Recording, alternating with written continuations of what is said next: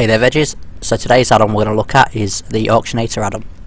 It's quite a simple auctioneer add-on. It's a lot simpler than the other ones, which can be a bit more complicated with all their graphs and God knows what else. It's quite handy for the basic auction house user rather than someone that's trying to play the auction house. So what it does is it adds some tabs to your auction window. Each of these tabs just helps when you're trying to sell things, but it also adds to the tooltips in your bag. So we'll go through the basics and I'll show you how it works.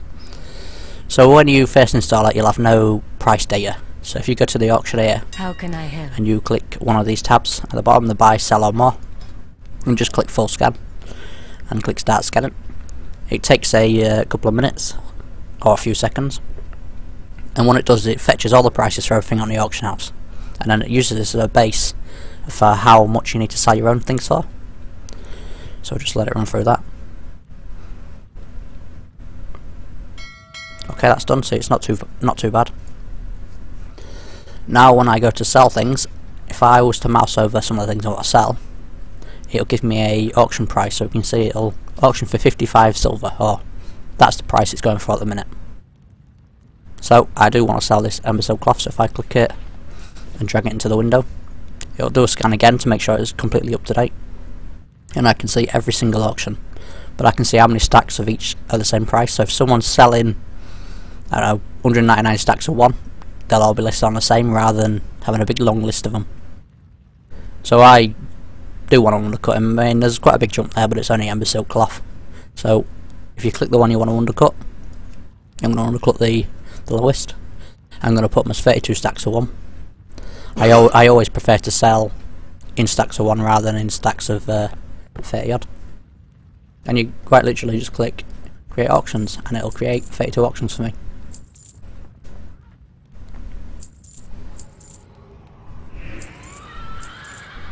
So I'm going to do the same with a few items. So I'm going to do the same with the Driner, which I've got absolutely tons of. So it's going to scan again and tell me all the prices. Now for this one, I've got 200 of them. I don't want to make 200 auctions. I think it takes about 20 to do a craft, so I'm going to stick them into stacks of 20. So if I put 20 in there, it'll then change under here to tell me how many I can do sort of as a max. It's 13, so if I change that to 13, I'm going to be selling them for 5 gold per stack.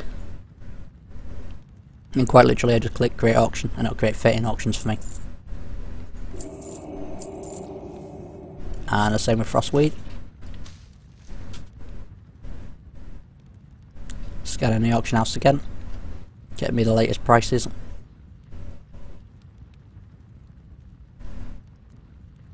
And these I'm going to sell in stacks of 5. So 23 stacks of 5, create 23 auctions.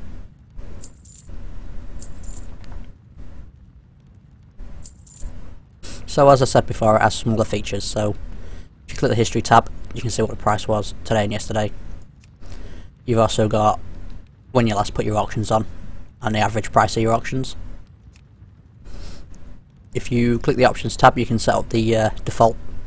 So the default buyout, I think it defaults to 12 hours, which is a bit short. How much you undercut by automatically. You can create some shopping lists, clay database, things like that. Set up some hotkeys. So let's quickly look at the buy tab. So I could do with some more fishing bait, so worm supremes. You can shift click the item and it'll put it in, and it'll put these speech marks around it, so it only searches for that. If you search for worm, you'll get anything that's got worm in the name. And you can see it's already searched for me. There's 3 stacks of 20, 5 stacks of 1 for all these different prices, and you see the difference in price here.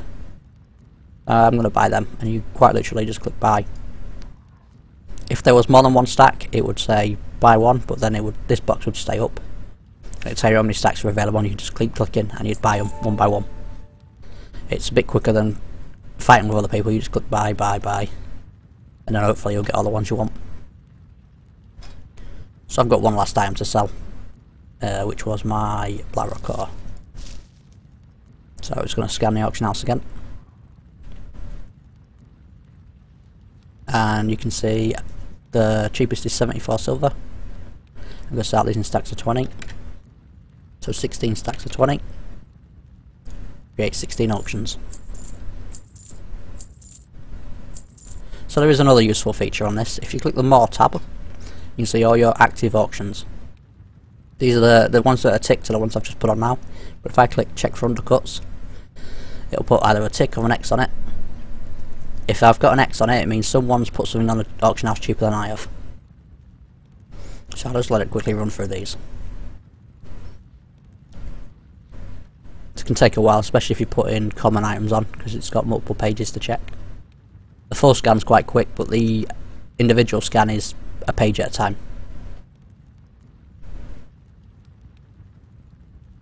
So we'll take the Dark Staff of Mending, because this is a transmog item.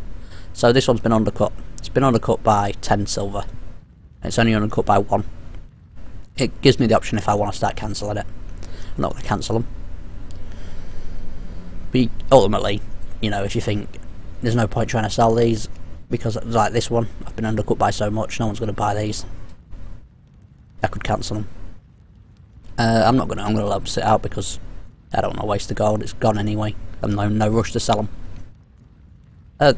And that's really it for this add-on. I'm sure there's some more features in there somewhere, but for the basic auction house user, it's quite simple. Makes the auction house a bit more user friendly. Please be careful. And it makes it a lot faster to use. As usual, I'll put a link in the description, and have fun using it. Thanks for watching.